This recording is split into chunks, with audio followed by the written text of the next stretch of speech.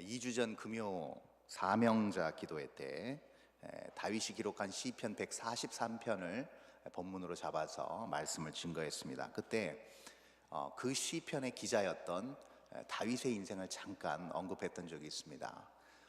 신앙적으로 걸출한 인물들이 성경에 굉장히 많습니다. 우리가 정말 존경하고 신앙의 롤 모델로 삼을 만한 정말 위인들이 성경에 너무나도 질비합니다. 아브라함, 모세, 바울, 베드로, 수많은 사람들이 성경에 그대로 우리가 그 삶을 우리가 엿볼 수 있고 그 삶을 우리가 답습하기를 원하는 것이 모든 그리스도인들의 공통된 정말 삶의 목적이 될 것 같아요. 그런데 유독 다윗에게서만 드러나는 독특한 특징이 있습니다. 그것은 무엇이냐면, 제가 그때도 말씀드렸는데 다른 성경 위인들은 대부분 초자연적인 하나님의 역사를 경험하고 체험한 그런 어떤 이야기들이 성경에 나와 있어요. 직접 하나님의 음성을 듣는다든지, 또 우리가 일반적으로 보지 못하고 경험하지 못한 어떤 초자연적인 현상을 통해서 하나님의 현현과 하나님의 역사를 체험하고 그때 주님 앞에 돌이키고 그 인생을 주님 앞에 헌신하는 일들이 성경에 기록되어 있습니다. 그런데 다윗은 전혀 그렇지가 않았어요. 너무나도 현실적인 사람이었습니다. 어떻게 보면 조금 과하게 얘기하면 너무나도 자기의 경험과 어떤 지혜로 모든 것을 해석하고 헤쳐나가는 듯한 그런 뉘앙스까지 나오는 경우가 굉장히 많습니다. 그래서 누가 봐도 이건 우리 수준이다 할 만큼 그렇게 어떤 때는 비굴하게, 어떤 때는 참 안타깝게 우리가 생각할 때가 굉장히 많죠. 그러나 그럼에도 불구하고 다윗이 그 어떤 신앙의 위임보다도 정말 하나님의 유일한 칭찬을 받은 내 마음에 합한 자라는 칭찬이 정말 당연히 인정될 만한 그런 믿음의 소유자였던 이유가 있습니다. 그것은 그가 기록한 모든 시편에 구구절절하게 배어 있어요. 그가 기록한 수많은 시들 가운데 특별히 가장 위대한 시편이라고 할 수 있는 시편 119편을 보면 그가 너무나도 현실적인 삶을 살았지만 그 안에서 정말 견고하게 흔들리지 않는 믿음과 확신이 있었던 그 이유, 그 신앙의 고백이 바로 시편 19편에 나와 있다는 거죠. 특별히 7절과 8절을 보면 아주 그것이 너무나 와닿게 잘 설명되어져 있습니다. 자, 우리 한번 읽어볼까요? 7절과 8절입니다. 시작. 여호와의 율법은 완전하여 영혼을 소성시키며 여호와의 증거는 확실하여 우둔한 자를 지혜롭게 하며 여호와의 교훈은 정직하여 마음을 기쁘게 하고 여호와의 계명은 순결하여 눈을 밝게 하시도다. 아멘. 자, 여기 여호와의 율법, 여호와의 증거, 여호와의 교훈, 여호와의 계명, 네 가지 요소가 등장합니다. 자, 이것을 하나로 쫙 묶어가지고 믹서기에 갈아서 딱 액기스를 뽑아내면 뭘로 딱 축약될 수 있는가? 두 글자입니다. 말씀입니다. 여호와 하나님의 말씀이라는 거죠. 이것이 바로 다윗을 모든 그 굴곡지고 험난했던 인생을 지탱할 수 있는 유일한 힘이었어요. 이 말씀으로 그는 환난 가운데서 이길 수 있었고 정말 암담했던 그의 삶 가운데 하나님의 영광의 빛을 보았습니다. 그리고 그는 그의 인생을 하나님의 뜻대로 그렇게 순종하면서 사명을 이룰 수 있었어요. 여러분, 하나님의 말씀입니다. 결국은 다윗이 그렇게 하나님의 말씀을 받았던 것처럼 오늘 우리도 하나님의 말씀을 지금도 받고 있고 주님 앞에 서는 그날까지 우리도 그 말씀으로 인해서 인도함 받고 그 자리에 분명히 서게 될 것입니다. 여기서 드러나는 이 시편 19편 7절 8절에서 드러나는 하나님 말씀의 주요한 특성이 있어요. 이렇게 다윗의 인생뿐만이 아니고 우리의 인생에 큰 활력이 되고 생명력을 불어넣어주는 이유가 무엇일까? 그럼 이 하나님의 말씀이 여기 보니까 이렇게 나와 있죠. 영혼을 소성시키고 우둔한 자를 지혜롭게 하고 마음을 기쁘게 하고 눈을 밝게 한다라는 네 가지 특성이 고스란히 그 뒤이어서 나오고 있습니다. 자, 이것도 역시 공통적으로 동일한 어떤 공통 분모가 있습니다. 그것이 무엇이냐? 바로 이 네 가지 특성은 전부 다 하나님의 말씀이 회복을 일으킨다는 거예요. 원래 제자리로 다시 복귀시킨다는 겁니다. 회복시키기 때문에 모든 무너진 삶, 아무것도 보이지 않는 그런 삶 가운데서 다시 소망을 품고 다시 희망과 감격과 기쁨으로 나아갈 수 있다는 거예요. 자, 그렇다면 하나님의 말씀을 왜 회복시키는가? 어떻게 회복시키는가? 그것은 다른 게 아닙니다. 당연한 원리일 수 있는데요, 하나님의 말씀이 회복을 시키는 이유는, 우리뿐만 아니라 모든 우주 만물을 회복시키는 이유는 무엇이냐면, 태초에 이 만물의 구조와 원리가 하나님의 말씀으로부터 비롯되었기 때문입니다. 그렇기 때문에 그 말씀이 원초적으로 그 기틀을 세웠기 때문에 그 말씀으로 다시 원초적인 기틀을 다시 바로잡을 수 있는 거예요. 여러분, 이해가 되시죠? 네, 그렇습니다. 그러므로 모든 틀어졌던 것, 어그러졌던 것, 갈등의 어떤 정말 건널 수 없는 강을 건너서 이제는 돌이킬 수 없는 관계의 깨어짐, 이 모든 것들이 무엇으로 결국 회복되는가? 하나님의 말씀으로밖에 회복이 되지 않는다는 겁니다. 근데 문제가 있어요. 그건 뭐냐면, 하나님의 말씀이 밝히 드러나지 못한다는 데 있어요. 그렇죠, 여러분? 말씀이 너무나도 정말 풍성한 시대에 우리는 살고 있습니다. TV 채널만 봐도 너무나 많은 채널에서 주옥 같은 말씀들이 매일매일 매 순간 실시간으로 쏟아져 나오고 있어요. 그런데 우리의 인생은, 우리의 삶은 왜 그 말씀 가운데서 진정한 회복이 일어나지 않는 것일까? 그 이유는 다른 게 아닙니다. 이 세상에 있는 많은 죄악된 욕망, 죄로부터 비롯된 많은 어그러진 것들이 말씀을 가리고 있기 때문에 그래요. 말씀이 온전한 말씀됨으로 그 자리로 찾아 들어갈 수 있게끔 그 자리를 마련하지 못하고 그것이 덮여져 있고 가리워져 있기 때문에 그렇습니다. 그것은 어떻게 보면 우리 마음도 그래요. 똑같이 여기서 말씀을 듣고 있지만 아직도 세상적인 생각이나 근심과 염려와 걱정으로 사로잡혀서 그 말씀이 온전히 내 가운데서 자리 잡을 만한 여지를 남겨두지 않는다면 그 말씀은 가리워져 있는 겁니다. 진정한 회복을 일으킬 수 없는 거예요. 여러분, 분명한 사실이 있습니다. 그것은 무엇이냐면요, 말씀은 올곧습니다. 서슬퍼런 칼날과 같습니다. 절대 굽어지지 않습니다. 절대 변형될 수 없습니다. 태초부터 지금까지 말씀은 그렇게 왔습니다. 그래서 여러분, 아셔야 되는 게 있어요. 견고하기 때문에, 변함없기 때문에 그 말씀은 이 죄악이 많은, 언제나 변화무쌍한 이 세상 가운데서 그 말씀이 들어오는 순간에 그 말씀은 충돌이 불가피합니다. 반드시 충돌하게 돼 있어요. 그렇잖아요. 이 세상은 계속 변해가면서 많은 사고와 많은 사조와 생각과 많은 어떤 세계관들을 만들어 왔습니다. 근데 그 중심이 무엇이냐? 다 죄였어요. 인간의 욕망으로부터 비롯됐습니다. 이생의 자랑, 세상의 자랑, 안목의 정욕으로 다 얼룩진 것들이 이 세상의 그럴싸한 진리인 것처럼 자리 잡았습니다. 그런데 하나님의 말씀은 언제나 변함없이 그 자리 그대로 계셨어요. 그래서 하나님의 말씀의 날의 검이 이 세상의 잘못된 가치와 맞닥뜨리는 순간 어떤 일이 벌어지는가? 심각한 충돌이 벌어져요. 네, 이것은 피할 수가 없는 겁니다. 그 접점이 무엇인가? 결국 징벌인 거예요. 그렇죠? 그렇잖아요. 하나님의 말씀이 직선으로 쭉 가고 있으면, 우리가 그 말씀에 편승해서 우리의 삶이 말씀 따라가면 징벌은 없습니다. 맞죠? 말씀의 기준 따라가니까. 그런데 그 말씀의 기준이 아닌 세상에 휘어지고 어그러진 곳에 내 몸을 담고 있다가, 내 인생을 담고 있다가 하나님의 말씀이 서슬퍼렇게 예리하게 지나가요. 그러면 그 접촉점에서 어떤 일이 벌어질까요? 그건 징벌입니다. 왜요? 하나님의 기준은 변하지 않으니까. 그래서 오늘 우리가 읽은 본문의 이사야서를 비롯한 수많은 예언서, 선지서들이 동일하게 얘기하는 내용이 뭐냐면 심판과 징벌입니다. 아주 통째로 모든 사회 전반에 걸쳐서 죄가 관영한 사회 가운데서 선지자 하나가 혜성같이 나타나서 선포한 내용이 무엇이냐? 심판이 임할 것이다. 여호와의 날이 분명히 임할 것이다. 그때는 그 누구도 그 심판을 피하지 못한다. 죄를 지었으므로 반드시 하나님께서 징벌하실 것이다. 모든 예언서, 모든 선지서가 그걸 얘기하고 있어요. 접점인 거죠. 하나님의 말씀과 이 세상의 잘못된 어그러진 부분이 만날 때 일어나는 현상입니다. 심판이에요.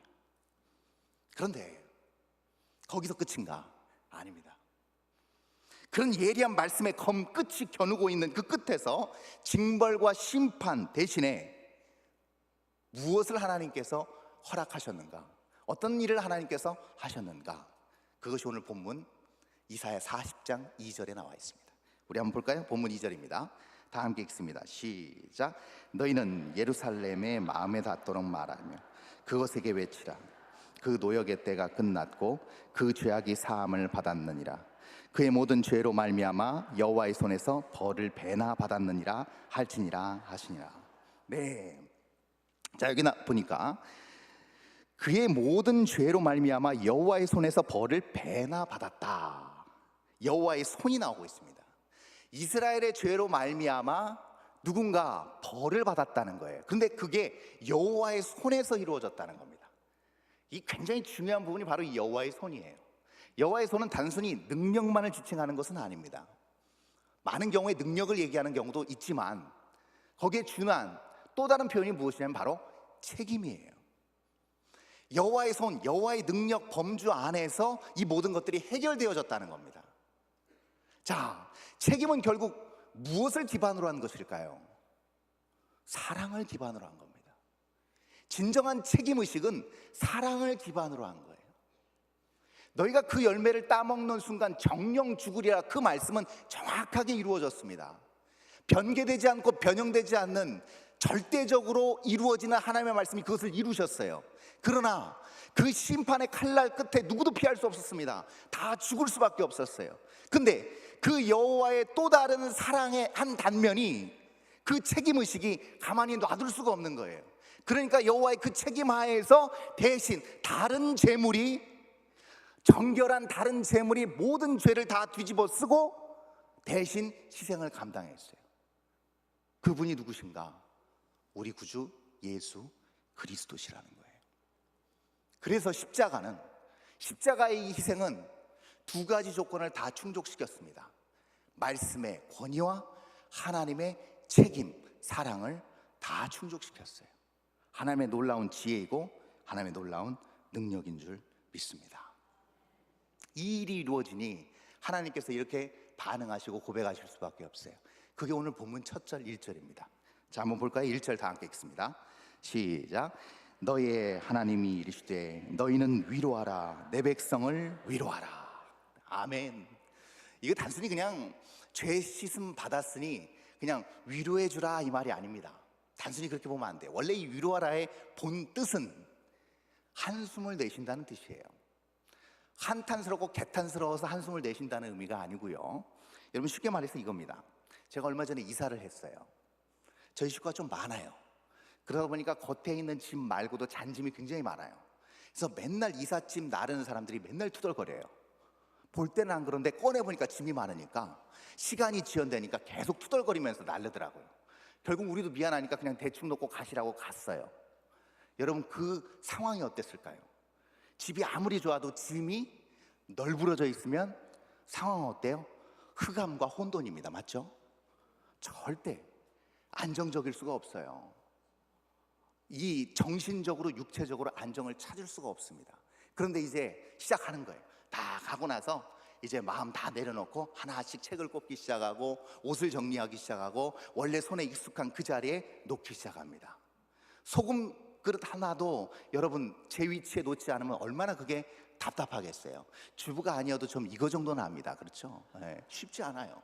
근데 그 모든 것들을 다 제자리에 놓고 다 모든 것들이 제자리를 찾아 들어갔어요. 내가 원하는 그 위치에 다 정리정돈이 됐습니다. 그때 입에서 나오는 게 뭐예요?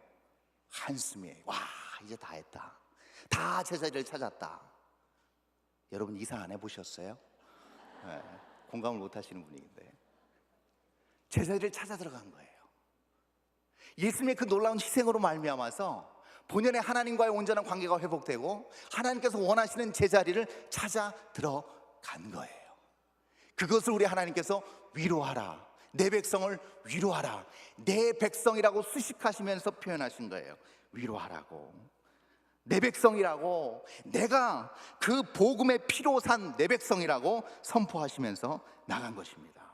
여러분, 그러므로 이 하나님의 말씀은요, 반드시 이루어짐과 동시에 절대 타협이 불가합니다. 얼마나 많은 수고를 하셨어요.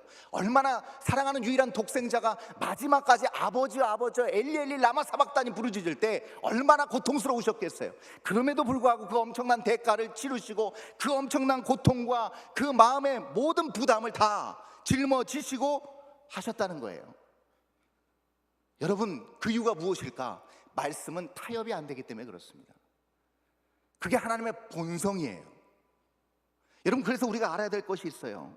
하나님의 말씀은요, 절대 누구를 봐주지 않습니다. 우리가 착각하는 게 있어요. 구원의 은혜 받았으니 하나님이 내 형편 사정 아시니 이 정도는 봐주시지 않겠냐? 아니요, 절대 봐주시지 않습니다. 하나님의 말씀은 서슬퍼런 칼과 같습니다. 누구도 피할 수가 없습니다. 저 시계의 초침과 똑같습니다. 누구도 막을 수도 없고 돌릴 수도 없습니다. 누구에게 똑같이 공평하게 누구에게나 다 적용되는 겁니다. 예외가 있을 수 없습니다. 이 특성을 잘 설명하는 구절이 바로 오늘 본문 3절과 6절이에요. 자, 제가 한번 읽어보겠습니다. 3절과 6절. 외치는 자의 소리여 이르되 너희는 광야에서 여호와의 길을 예비하라. 사막에서 우리 하나님의 대로를 평탄케 하라. 6절. 말하는 자의 소리여 이르되 외치라. 대답하되 내가 무엇이라 외치리까 하니 이르되 모든 육체는 풀이요 그의 모든 아름다운 들의 꽃과 같으니. 여기서 중요한 것 뭐냐면 3절의 앞부분입니다. 외치는 자의 소리여. 그리고 6절에 말하는 자의 소리여. 바로 이 말입니다. 여러분, 이 소리라는 말입니다. 여러분, 이 소리라는 말은요, 단순히 그냥 어떤 그냥 우리 귀에 들려지는 어떤 물리적인 어떤 그런 소리가 아닙니다. 느껴지는 소리가 아니에요. 이거 하나님의 말씀의 의미예요. 하나님의 말씀, 직접 하나님의 말씀하시는 것과 하나님이 누군가를 통해서 말하게 하신 것을 다 포함하고 있는 내용입니다. 둘 다 하나님의 말씀이에요. 여러분, 그렇습니다. 여기서 하나님의 말씀은 선포된 하나님의 말씀을 의미해요. 말한 자 이 소리라는 의미는 이제 주워 담을 수도 없고 되돌릴 수도 없는, 이미 활의 시위를 떠나는 화살처럼 이제 날아가서 정확하게 그 목표물에 명중할 수밖에 없는 하나님의 말씀을 의미합니다. 성취할 수밖에 없는, 누구도 되돌릴 수 없고 취소할 수 없는 하나님의 말씀을 여기서 이사야 선지자는 소리로 표현하고 있는 거예요. 여러분, 그러므로 말씀은 절대 어떤 상황이나 여건에 따라 변형되지 않고 세대나 문화나 풍습에 따라 여러분 절대 영향을 받지 않습니다. 여러분, 그래서 우리는 보통 이 하나님의 말씀을 그냥 우리가 인생을 살아가는 데 있어서 어떤 도움이 될 만한 좋은 교훈 내지는 삶의 본보기 정도로 해석하고 이해하고 적용하는데 그치는 경우가 굉장히 많습니다. 그러다 보니까 이 하나님의 말씀이 공감이 되면 아멘 하는데, 이 공감이 안 되고 조금 찔리는 말씀이 오면 아멘이 굉장히 부담스러워요. 그렇죠? 네. 할 수가 없는 거예요. 여러분, 그런데 분명히 아셔야 될 것이 있어요. 하나님의 말씀은 단순히 그냥 교훈적인 내용을 담고 있지 않습니다. 그건 아주 작은 단면에 불과해요. 여러분, 하나님의 말씀의 어떤 실체는 무엇이냐면요, 여러분, 칠흑같이 어두운 흑암 한가운데를 가르는 소리였습니다. 그 흑암의 한가운데를 갈랐을 때 어떤 일이 벌어졌습니까? 빛이 비추었습니다. 빛이 있으라 하시메라는 그 공허에 울리는 그 울림이 결국은 빛을 생성시켰어요. 공허하고 혼돈한 그 공간에 원리와 질서와 법칙을 구현해냈습니다. 그게 하나님의 말씀이었습니다. 여러분, 다시 말하면 이건 무슨 뜻이냐면요, 우리가 발딛고 사는 이 지구촌을 넘어서 이 온 우주 만물의 구조를 지탱하고 있는 유일한 지혜이자 힘인 줄 믿습니다. 그게 하나님의 말씀입니다. 단순히 교훈, 어떤 좋은 본보기, 내가 따를 만한 어떤 좋은 말들의 차원을 넘어선 진정한 생명의 근원인 줄 믿습니다. 여러분, 그게 하나님의 말씀이에요. 그러므로 하나님의 말씀이 우리에게 분명하게 명시하고 있는 것이 있어요. 그것이 무엇이냐면 바로 6절에서 8절까지 내용입니다. 자, 한번 읽어볼까요? 6절에서 8절까지 한번 다 함께 읽습니다. 시작. 말하는 자의 소리여 이르되 외치라. 대답하되 내가 무엇이라 외치리까 하니 이르되 모든 육체는 풀이요 그의 모든 아름다운 들의 꽃과 같으니 풀은 마르고 꽃은 시듬은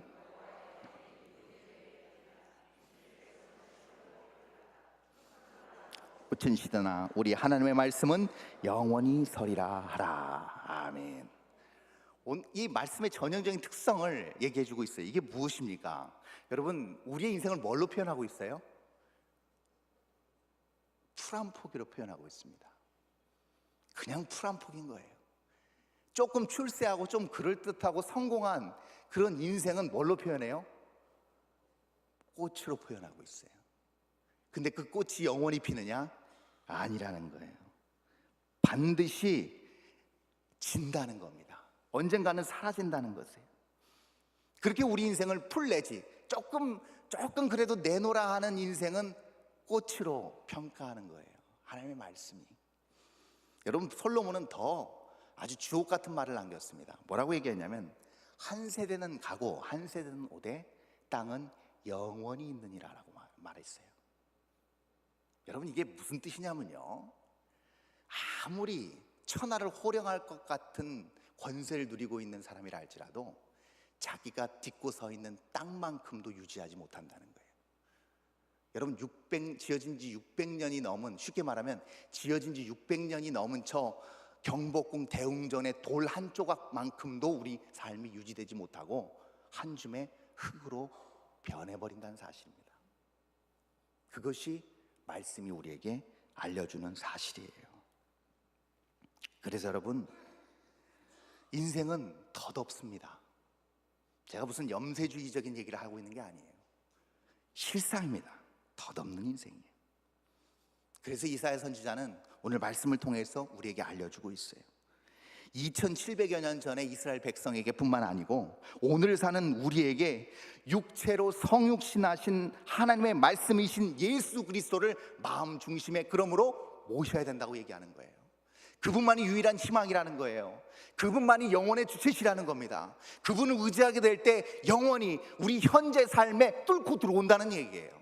그래서 영원한 삶을 누리게 된다는 겁니다. 그것이 바로 3절에서 5절까지의 내용입니다. 자, 한번 읽어볼까요? 우리 선포하시면서 읽겠습니다. 자, 3절에서 5절입니다. 시작. 외치는 자의 소리여 이르되 너희는 광야에서 여호와의 길을 예비하라. 사막에서 우리 하나님의 대로를 평탄하게 하라. 골짜기마다 도두어지며 산마다 언덕마다 낮아지며 고르지 아니한 곳이 평탄하게 되며 험한 곳이 평지가 될 것이요 여호와의 영광이 나타나고 모든 육체가 그것을 함께 보리라. 이는 여호와의 입이 말씀하셨느니라. 네, 맞습니다. 네, 여러분, 분명한 사실은 그 말씀이 가려지지 않아야 됩니다. 평탄하게 해야 됩니다. 주님이 임하실 수 있도록 우리 마음 중심에 가장 높은 자리, 가장 존귀한 자리에 좌정하실 수 있도록, 그분이 주권을 마음껏 우리 인생 가운데 행하실 수 있도록 우리가 그렇게 그 말씀을 순복하고 우리 인생을 그렇게 내어드려야만 된다는 거예요. 여러분, 다른 인생의 경험이나 조언, 멘토링, 여러분 수많은 세상의 지식들과 정보들 동의하지 않으면 듣든지 말든지 상관없습니다. 여러분, 그런 모든 것들이 우리를 매 순간 우리를 설득하려고 해요. 그러나 하나님의 말씀은 여러분 그럴싸한 논리나 명분이 아닙니다. 그렇게 만들어서도 안 돼요. 여러분, 하나님의 말씀을 받았다고 한다면 산처럼 뿔룩 솟았던 것, 그런 거 다 깎아내야 돼요. 움푹 패였던 거 다 다시 다듬어내고 골고루 펴야 돼요. 그러므로 저를 비롯해서 여기 계신 하나님의 말씀을 받는 모든 하나님의 백성들에게 선포합니다. 하나님 말씀 앞에서 철저히 깨지시기 바랍니다. 박살나시기 바랍니다. 하나님 말씀 앞에서 죄가 온전히 드러난다고 한다면 그 죄 고스란히 하나도 남김없이 다 끌어안고 주님 앞에 가서 해결받으시기 바랍니다. 그래야만 진정으로 회복이 일어납니다. 생명이 우리 삶 가운데서 싹트게 되는 줄 믿습니다. 그 강력한 생명의 선포 앞에서 겸손하게 무릎 꿇으시기 바랍니다. 내가 뭐 좀 했다고, 내가 뭐 좀 이렇게 이루었다고, 내가 지금도 무엇인가를 하나님 앞에 하고 있다고 그 모든 것 다 깎아내시기 바랍니다. 철저하게 박살나야 됩니다. 말씀 앞에서는. 그럴 때 어떤 일이 벌어지는가? 그렇게 우리가 그 모든 부족함과 그 하나님께서 드러내시는 모든 죄악을 다 안고 하나님 앞에 가게 되면 그때 비로소 하나님이 보이게 됩니다. 그것이 오늘 마지막 9절의 말씀입니다. 우리 한번 9절을 읽겠습니다. 시작. 아름다운 소식을 시온에 전하는 자여 너는 높은 산에 오르라. 아름다운 소식을 예루살렘에 전하는 자여 너는 힘써 소리를 높이라. 두려워하지 말고 소리를 높여 유다의 성읍들에게 이르기를 너희의 하나님을 보라 하라. 아멘. 다윗은 이렇게 고백했습니다. 아까 시편 19편에서 여호와의 계명은 순결하여 눈을 밝게 하시도다 라고 다윗도 아주 유사한 고백을 했어요. 여러분, 그렇습니다. 우리가 아무리 유능한 존재라고 우리 스스로 인정하고 나름 다른 사람들이 인정하는 그런 유력한 삶을 산다 할지라도 여러분, 우리는 알고 있습니다. 현실의 삶은 절대 녹록하지 않고 우리 스스로 우리의 삶을 핸들링할 수가 없는 게 유한하고 제한적인 우리의 삶의 모습입니다. 그렇다고 한다면 여러분, 우리가 만난 하나님, 우리가 믿는 하나님, 우리가 의지하는 하나님의 말씀이 주체가 될 수 있도록 우리가 스스로 우리의 모든 주권을 그분 앞에 내려놓으시기를 바랍니다. 그러면 어떤 일이 벌어지는가? 여러분, 이것과 같은 현상이 벌어져요. 태풍 같은 삶을 혹시 보내고 계신 분이 계세요? 태풍의 한 복판에서 고통받고 있는 분이 계세요? 여러분, 그때 하나님 앞에, 하나님의 말씀 앞에 내 스스로를 비추시고 그 말씀의 인도함을 받으시면 어떤 일이 벌어지냐? 태풍의 눈으로 들어가게 됩니다. 여러분 아시죠? 정말 집채만한 건물 모든 벽까지 다 허물어 버리는 그 무서운 강력한 그 바람을 동반한 태풍이지만 그 태풍의 눈은 너무나도 고요하다는 사실 아세요? 달빛과 별빛이 보일 정도로 그 태풍의 한 중심은 너무나도 고요한 것과 똑같습니다. 불과 10km, 20km만 더 나가면 모든 것들을 다 날려버리는 그런 엄청나고 무시무시한 태풍이 불지만 그 중심은 너무나도 고요하고 평안한 거예요. 이것이 신앙인이 이 땅을 살아가는 진정한 진수입니다. 여러분, 다른 사람들이 말해요. 어떻게 그런 환난 가운데서 웃을 수 있냐고, 어떤 그런 극심한 고통 가운데서, 그런 무미건조한 삶 가운데서 어떻게 감사와 찬양이 터져 나올 수 있느냐 말이죠. 그러나 그때 우리는 고백합니다. 하나님을 보기 때문이라고, 하나님이 나를 지키시기 때문이라고, 하나님이 나를 보호하시기 때문이라고 고백할 수 있는 줄 믿습니다. 여러분, 이 40장의 앞부분에는요 히스기야 왕이 등장을 해요. 36장, 37장, 38장, 39장까지 히스기야 왕의 스토리가 앞에 나옵니다. 이 40장 바로 전에. 근데 거기서 히스기야 왕이 아주 태풍의 한 복판에 있는 것 같은 극심한 위기 상황을 경험하게 돼요. 그 아수르의 사네립 왕이 대군을 몰고 들어와서 이제 예루살렘을 꽁꽁 포위하고 마지막 이제 항복만 받아내면 이제 유다 왕국은 망하게 되어 있습니다. 그때 히스기야가 그 사네립이 보낸 편지, 하나님을 저주하고 왕을 믿지 말라는, 백성을 동요하는, 항복을 종용하는 그 편지를 한 자도 빼놓지 않고 그대로 다 하나님 앞에 펴놓고 그때 기도합니다. 그 기도의 첫머리가 무엇이냐면 이거였습니다. 주께서 천지를 만드셨나이다 였어요. 살려달라는 거 아니었어요. 주님 도와달라는 거 아니었어요. 저 군사들 다 쓸어버리라는 거 아니었어요. 첫 번째 그의 고백은 무엇이냐? 주께서 천지를 만드셨나이다. 이 고백이었습니다. 그 기도가 하나님 앞에 너무나도 아름다운 기도로 상달되어진 줄 믿습니다. 여러분 그렇습니다. 하나님을 보는 자는 천지를 만드시고 주관하시는 하나님을 보게 됩니다.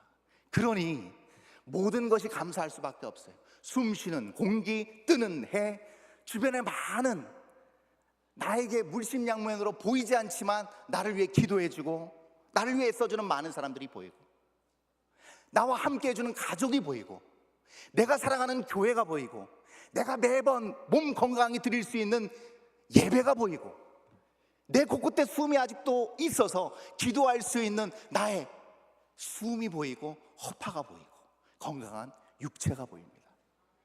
그러면 매 순간 천지를 지으신 하나님이 나를 붙들고 인도한다는 사실을 감격하고 그분께 감사하고 영광 돌리지 않을 수 없는 줄 믿습니다.